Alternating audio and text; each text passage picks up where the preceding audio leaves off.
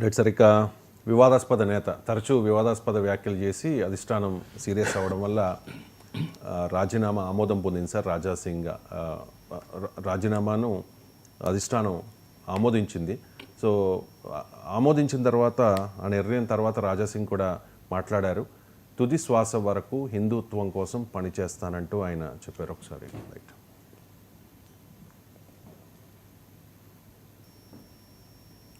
Raja Singh byte పంపిస్తున్నారు, అది నాకు దొరికింది.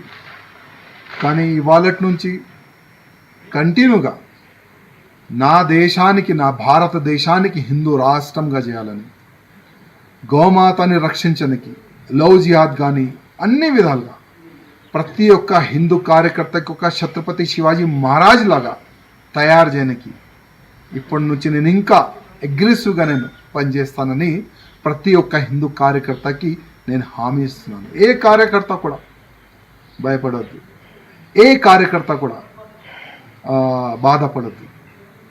ఒక్కప్పుడు మనం ఏం లేకపోతే కూడా దేశ ద్రోహులతోని ఫైట్ చేసినాం. 3సారి ఎమ్మెల్యే అయిన తర్వాత కూడా దేశ ద్రోహులతోని, ధర్మ ద్రోహులతోని ఫైట్ చేసినాం. ముందు కూడా అదే చేద్దాం. మీ అందరి ఆశీర్వాదం, మీ అందరు సహకారం నాకు ఉన్నది. గతంలో కూడా ఉండే, ఇప్పుడు కూడా ఉన్నది. ఏం టెన్షన్ ఏ బీజేపీ కార్యకర్త కానీ, నా హిందూ కార్యకర్తలు కానీ కొద్ది కూడా టెన్షన్ ఎవరు కూడా తీసుకోవద్దని నా ప్రతి ఒక్క కార్యకర్తకి నేను హృదయపూర్వకంగా ఒక సందేశం ఇవ్వాలనుకుంటున్నాను. ప్రతి ఒక్క బీజేపీ కార్యకర్త సార్, నికార్సైన హిందుత్వవాది రాజా సింగ్. మరి రాజా సింగ్ రాజీనామా చేస్తున్నప్పుడు కనీసం వారించే ప్రయత్నం చేయలేదు, అటు బుజ్జగించే ప్రయత్నం చేయలేదు. ఏంటి సార్ భారతీయ జనతా పార్టీ ధీమా? మేము ఖచ్చితంగా 2028లో అధికారంలోకి వస్తామని భారతీయ జనతా పార్టీ నాయకులు చెప్తూ ఉన్నారు. మరి ఇంత నికార్సైన హిందుత్వవాదిని ఎందుకు భారతీయ జనతా పార్టీ వదులుకుంది? హిందుత్వవాదే కాదు, ఇప్పుడు ఆయన కూడా తన బీజేపీ పట్ల లాయల్టీ కూడా చెప్తున్నాడు. నేను బీజేపీని వ్యతిరేకిస్తూ ఏం మాట్లాడలేదు. అందువల్ల ఆయన బీజేపీకి వ్యతిరేకంగా లేడు, హిందుత్వకు వ్యతిరేకంగా లేడు. ఆయన వ్యతిరేకించిందల్లా పార్టీలో ఉన్న కొద్దిమంది నాయకుల్ని. సో అందువల్ల రాజా సింగ్ వ్యతిరేకత బీజేపీపై కాదు, హిందుత్వపై కాదు కనుక సగటు హిందుత్వవాదిలో, సగటు బీజేపీ కార్యకర్తలో రాజా సింగ్ పట్ల అభిమానం ఖచ్చితంగా ఉంటుంది. అందులో ఇంకో మాట కూడా అన్నాడు, దేశద్రోహి ధర్మద్రోహితో నా పోరాటం కొనసాగుతుంది అని. అది ఆయన ఎవరిని ఉద్దేశించి అన్నాడో మనకు తెలుసు. ఆయన మజ్లిస్కు ఉద్దేశించి అన్న మాటలది. 3ఓసారి గెలిచిన తర్వాత కూడా అన్నాడు. దాని ద్వారా ఇంకో మెసేజ్ కూడా ఇచ్చాడు, మీరు పెద్ద పెద్ద నాయకులు ఓడిపోయిన టైంలో కూడా నేను గెలిచాను, అందువల్ల నేను నా స్థాయి మీకు అర్థమవుతలేదని కూడా బీజేపీ నాయకత్వానికి ఇండైరెక్ట్గా చురుకు అంటించాడు. 3ఓసారి గెలిచినప్పుడు నిజమే కదా కిషన్ రెడ్డి, మీరు లక్ష్మణ్ ఓడిపోయిన సమయంలో కూడా మీకు భారతీయ జనతా పార్టీకి 5గురు ఎమ్మెల్యేలు ఉంటే 4 ఓడిపోతే, ఇంక్లూడింగ్ కిషన్ రెడ్డి, లక్ష్మణ్ హైదరాబాద్ నుంచి ఓడిపోతే గెలిచిన ఒకే ఒక్క ఎమ్మెల్యే రాజా సింగ్. ఆ తర్వాత మీకు దుబ్బాక బై ఎలక్షన్లో రఘునందన్ రావు గెలిచారు, మీకు హుజరాబాద్ బై ఎలక్షన్లో మీకు ఈటల రాజేందర్ గెలిచారు. సో రాజా సింగ్ ఆవేదన, రాజా సింగ్ని అభిమానించే హిందుత్వవాదుల ఆవేదన ఏంటంటే బీజేపీలో హిందుత్వతో సంబంధం లేని, హిందుత్వ రాజకీయాలను ఇప్పటికీ సంపూర్ణంగా జీర్ణించుకోలేని నాయకులకేమో పెద్దపీట వేస్తున్నారు. వాళ్ళని పార్లమెంట్ సభ్యులు చేస్తున్నారు, వాళ్లకు అన్ని రకాల పదవులు ఇస్తున్నారు. మీరు అది రాజా సింగ్ లాంటి పక్కకు పెడుతున్నారు. పార్టీ అవసరమే కావచ్చు పార్టీకి వారు, కానీ కోర్ ఐడియాలజీకి లాయల్గా ఉన్న వారిని పక్కకు పెట్టడం ఏంటి? ఐడియాలజీకి ఇప్పటికీ బీజేపీలో చేరి బీజేపీలో పదవులు తీసుకున్న తర్వాత కూడా ఇంకా హిందుత్వ రాజకీయాలను వంట పట్టించుకొని వారిని కూడా అందాలెక్కడం వేరు. ఇది ఒక పెద్ద డైలమా రాజా సింగ్ రైజ్ చేస్తున్నాడు. ఇది బీజేపీకి ఆన్సర్ లేని ప్రశ్న. అయితే అదే సమయంలో బీజేపీకి సవాల్ కాదా రాజా సింగ్? ఖచ్చితంగా సవాల్. ఎందుకంటే హిందుత్వ పొలిటికల్ ఫ్రేమ్లో రాజా సింగ్తో బీజేపీ నాయకులు ఏమీ పోటీ పడలేరు. మిగతా ఎవరినైనా ధర్మద్రోహి, దేశద్రోహి, హిందూ ద్రోహి అనొచ్చు, కానీ రాజా సింగ్ని అనలేరు కదా. తర్వాత రేపు హైదరాబాద్లో జిహెచ్ఎంసీ ఎన్నికలు ఉన్నాయి. ఈ ఎన్నికలలోగా మీకు జూబ్లీ హిల్స్ బై ఎలక్షన్తో పాటు ఒకవేళ రాజా సింగ్ ఎమ్మెల్యేగా కనుక సభ్యత్వాన్ని కోల్పోతే, ఇప్పుడు మీరు ఎమ్మెల్యేగా కూడా స్పీకర్ ఫార్మాట్లో రిజిగ్నేషన్ ఇవ్వండి అని పార్టీ అధిష్టానం సూచించినట్టు కూడా ఇలా పేపర్లో వచ్చింది. అదే కాకుండా డిస్క్వాలిఫికేషన్ మోషన్ కూడా మూవ్ చేస్తారు అని కూడా వచ్చింది. అలాంటప్పుడు ఆయన ఎమ్మెల్యే కనుక కోల్పోతే గోషామాల్లో కూడా బై ఎలక్షన్ వస్తుంది. గోషామాల్లో బీజేపీ రాజాసింగ్ కూడా ఫేస్ చేయాల్సి వస్తే రాజాసింగ్ ఇండిపెండెంట్గానే పోటీ చేస్తాడు. సో అందువల్ల జిహెచ్ఎంసీ ఎన్నికల్లో రాజాసింగ్ ఎఫెక్ట్ కూడా ఉంటుంది.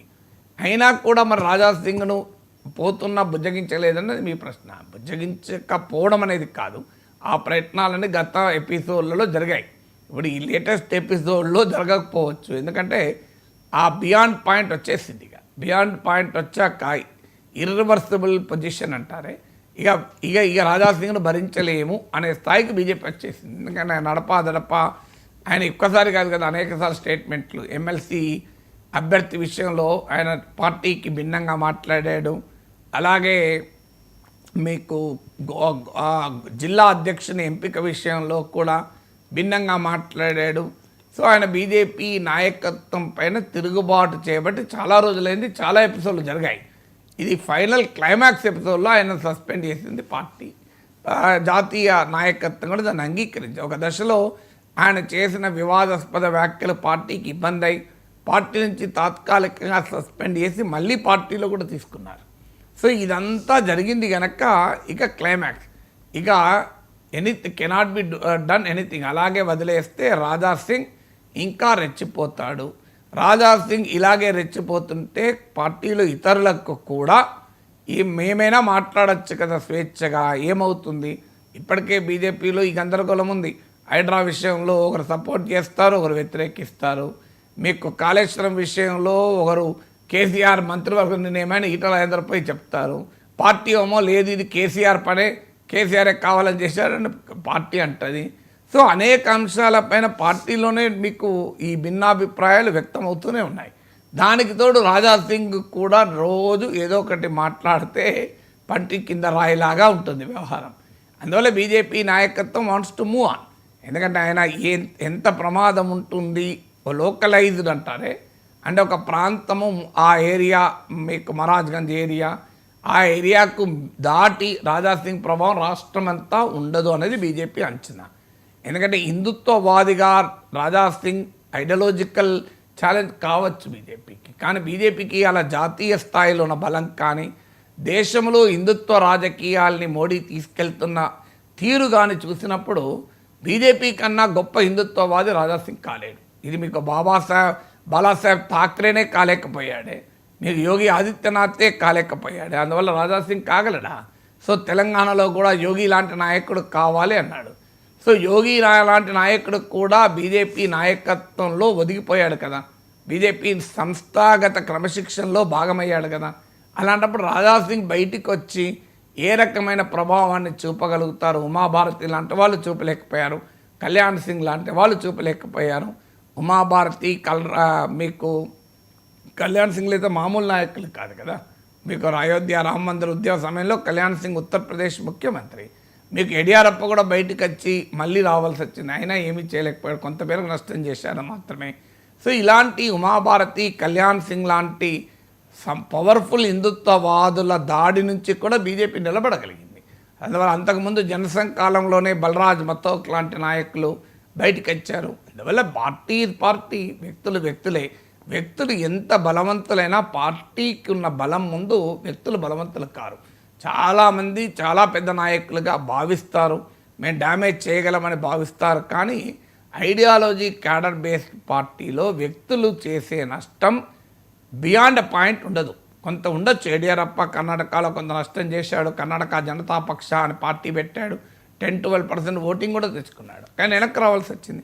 ఉమాభారతి, కళ్యాణ్ సింగ్లు అయితే ఏమీ చేయలేకపోయారు.